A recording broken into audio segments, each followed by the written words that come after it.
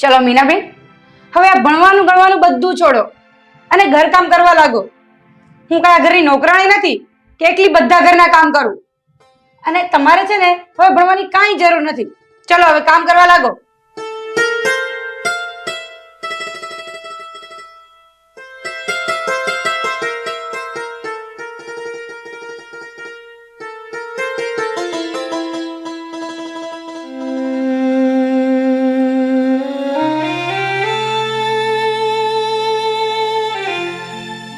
મને છોડીને જતી રહી ને એટલે મારી આવી હાલત છે. ભાભી મને બહુ જ હેરાન કરે. મને છોડીને કેમ જતી રહી મમ્મી?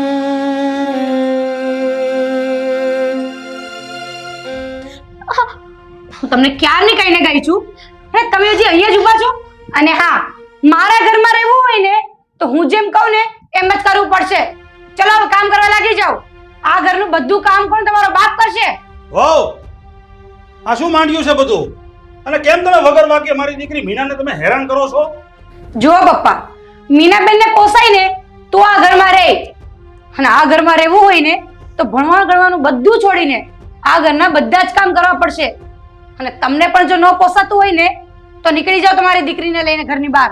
વહુ, બોલવામાં થોડીક ભાન રાખો ને મર્યાદા રાખો. આ ઘર મારું છે ને, આ ઘરનો હું માલિક છું. તમે મને આવી રીતે ન કહી શકો.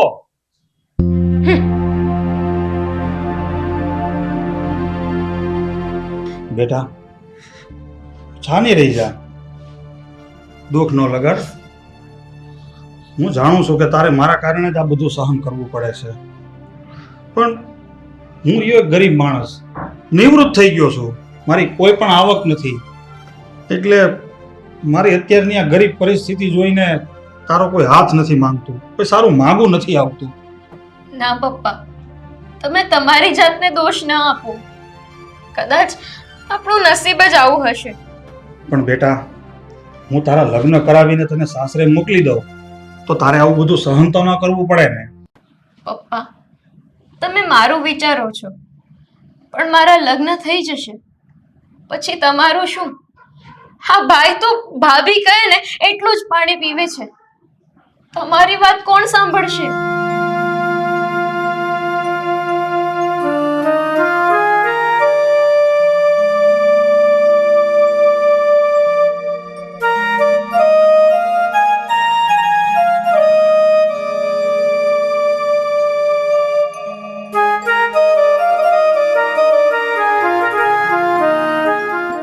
મીના મેડમ, ક્યાં છો? મારી માટે ચા લાવો તો. ભાભી, ચા રેડી જ છે, તમે બહાર આવીને પી લો.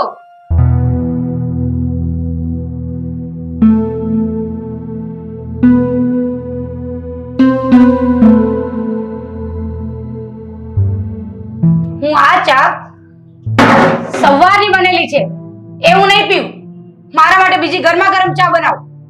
ભાભી, તમે વહેલા ઉઠીને ચા પી લેતા હો તો? એક તો મોડા ઉઠો છો અને ઉપરથી બીજી વખત ચા બનાવવાનું કહો છો. મારા પપ્પાએ કઈ આ ઘરમાં રૂપિયાના ભંડાર નથી ભરી રાખ્યા.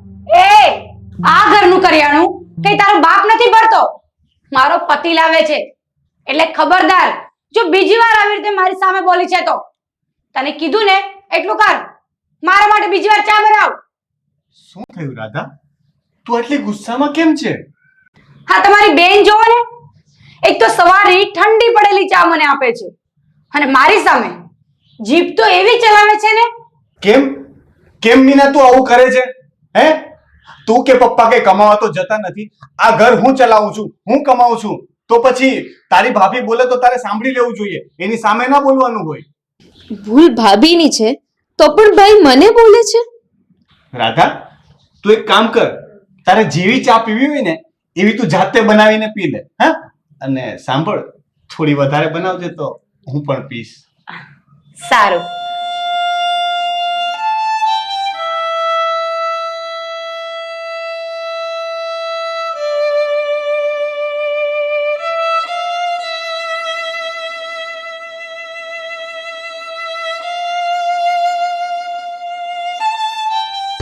રાધાભાવે મીનાને કઈ કીધું લાગે છે, તો મીના આમ રડતી હોય.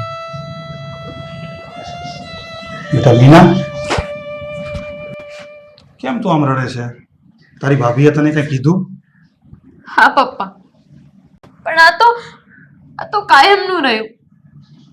ભાભી તો મને બોલતી જ હતી, પણ હવે ભાઈ પણ બોલે છે. મારો કોઈ વાંક ન હતો, છતાં ભાઈ મને બોલ્યા. બેટા, હું શું કરું ને મને કાંઈ સમજાતું નથી. જો હું આ જઈને અને વહુને કંઈ કહું અને એ લોકોને કંઈ ખોટું લાગી જાય ને ઘર છોડીને જતા રહેશે તો? ના પપ્પા, તમે ભાઈને ભાભીને કંઈ નહીં કહેતા. ખોટું આપણે એ લોકોનું ઘર નથી બગાડવું. હું સહન કરી લઈશ. એક બહેનને ભાઈની પડી છે, પણ ભાઈને તેની બહેનની કાંઈ જ નથી પડી.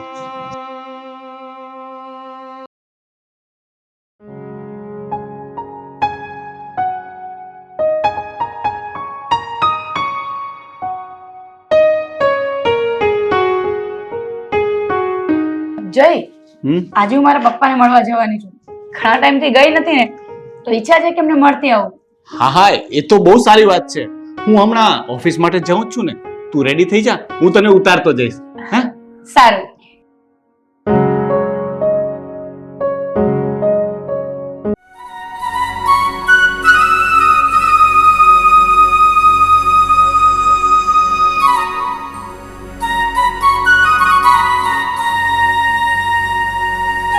જય શ્રી કૃષ્ણ પપ્પા. જય શ્રી કૃષ્ણ બેટા. બેસ બેસ. તું અત્યારમાં સવારમાં? હા પપ્પા, કેટલા બધા દિવસો થઈ ગયા, હું તમને મળી જ નહોતી, એટલે વિચાર્યું કે આજે જઈને પપ્પાને મળી આવું. સારું સારું બેટા. પપ્પા, તમારી તબિયત કેમ છે હવે? અને ભાઈ ક્યાં ગયો છે?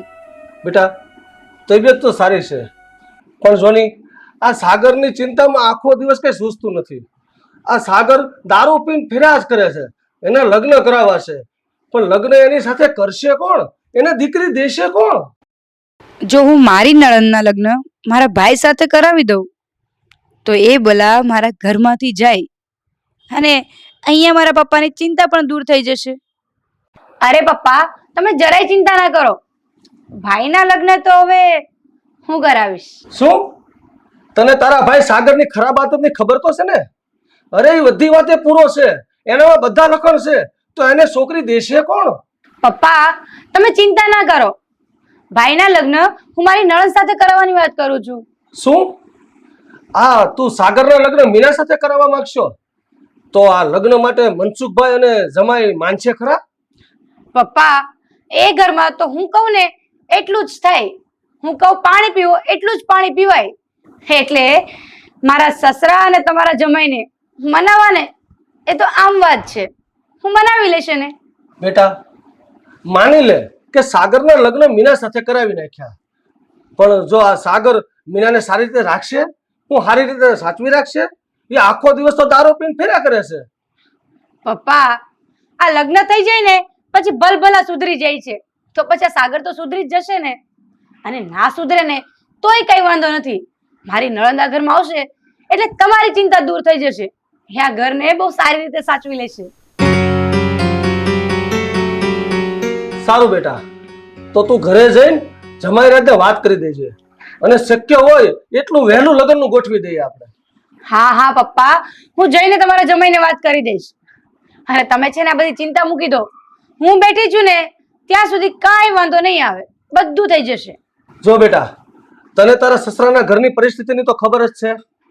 જો તારા સસરા અને જમાઈરાજ આ સાગરના લગ્ન મીના સાથે કરવા માટે રાજી થાય તો આ લગ્ન આપણે કઈ રીતના કરશું? પપ્પા, એ બધું તમે મારા પર છોડી દો, હું બધું કરી લઈશ. અને એમ પણ એ ઘરમાં મારું જ ચાલે છે, એટલે હું કહીશ ને કે આપણે મીનાબેનને ફૂલાર કરીને સાસરે મોકલી દઈએ, કેમ કે આપણી પરિસ્થિતિ સારી નથી, એટલે એ લોકો પણ માની જશે. તમે ઉપાધિ કરો માં કઈ. સારું બેટા, તું જમાઈરાજ સાથે બધું વ્યવસ્થિત વાત કરીને બધું વહેલાસર ગોઠવીને પછી મને જણાવજે. પાક્કું પપ્પા. ચાલો ત્યારે હવે હું નીકળું, અને હા, જય સાથે વાત કરી અને પછી તમને ફોન કરી દઈશ. સારું બેટા. જય શ્રી કૃષ્ણ. જય શ્રી કૃષ્ણ.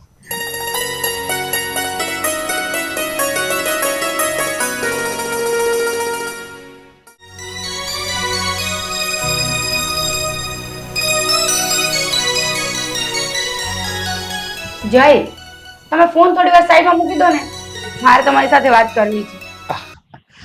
હા હા બોલ ને. હું એમ કહું છું કે આપણે હવે મીનાના લગ્ન કરાવી દેવા જોઈએ. એમ પણ તમારી બેન હવે મોટી થઈ ગઈ છે. શું? મીનાના લગ્ન? પણ એના માટે કોઈ સારો છોકરો તો મળવો જોઈએ ને. અરે જય, છોકરું ક્યાં ગોતવા જવાની જરૂર છે? મારો ભાઈ છે ને, એની સાથે આપણે એના લગ્ન કરાવી દઈએ. પણ રાધા, તારો ભાઈ તો દારૂડિયો છે ને. હા, પણ તમારી બેન સાથે લગ્ન પણ કોણ કરે એમ છે? હા પણ પણ શું? અરે મારા ભાઈને ઘરે ક્યાં કોઈ તકલીફ છે? અરે જાઓ જલાલી છે, મીના બેનને એવું ઠેકાણું બીજું ક્યાંય નહીં મળે. અને હા, એ તમારી જેમ ભિખારી તો નથી જ. સારું, તું તારા પપ્પાને વાત કરી જો. અરે મારા પપ્પાને વાત કરવાની શું જરૂર છે? એની તો હા જ સમજો. હું નક્કી કરું ને એટલે બધું ફાઇનલ જ હોય. હવે છે ને તમે લગ્નની તૈયારી ચાલુ કરી દો. અને હા, આપણે છે ને ધામધૂમથી લગ્ન નથી કરવાના. આપણે છે ને સાદાઈથી મીનાના ફૂલહાર કરી એને સાસરે મોકલી દેવાની છે. કોઈ ફાલતુ ખર્ચા નથી કરવાના. હા રાધા, તારી વાત સાચી છે હો. આપણે મીનાના સાદાઈથી જ લગ્ન કરાવી દઈશું. આપણે એના લગ્નમાં કોઈ ખોટા ખર્ચા નથી કરવા. હવે આ બધી વાત છે ને હું પપ્પા સાથે કરી લઉં. હા, તમે વાત કરવા જશો ને તો તમારું તો ડાળિયું નહીં આવવા દઈએ. ચાલો હું પપ્પા સાથે વાત કરી આવું.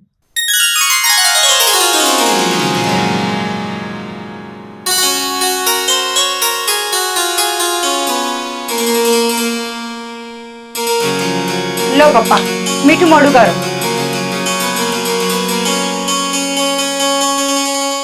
મીનાના લગ્ન નક્કી થઈ ગયા. મીનાના લગ્ન નક્કી થઈ ગયા? પણ ક્યાં? અરે મારા ભાઈ સાથે. શું? તમારા ભાઈ જોડે? પણ તમારો ભાઈ તો એક નંબરનો દારૂડિયો અને આવારો છે. અરે લખણનો પૂરો છે તમારો ભાઈ. હા તો શું થઈ ગયું? મારો ભાઈ કે તમારી જેમ ભિખારી નથી, તમારી જેમ ગરીબ નથી. અરે મારા પપ્પાના ઘરે બહુ સારું છે. તમારી દીકરી ત્યાં કે ભૂખે નહીં મરે. બેટા મીના, અહીંયા આવતો.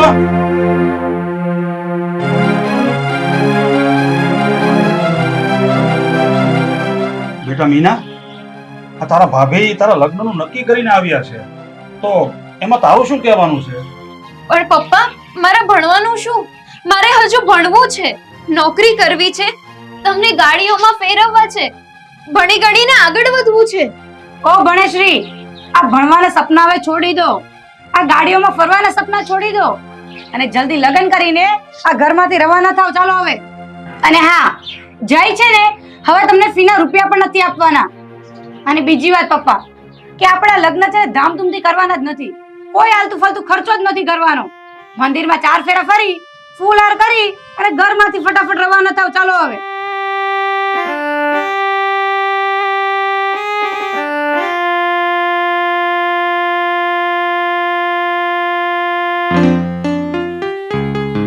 પપ્પા, તમને ખબર તો છે ને કે મારું શું સપનું છે? બેટા, તું જે કાંઈ પણ કહે ને બધી મને ખબર જ છે, પણ હું આમાં શું કરી શકું? હું તો અત્યાર સુધી તારા લગ્નની રાહ જોઈને જ બેઠો હતો. તારું નસીબ સમજીને હા પાડી દે. તારા લગ્ન થઈ જાય ને તું સુખેથી સાસરે જતી રહી ને, હું શાંતિથી મરી શકું.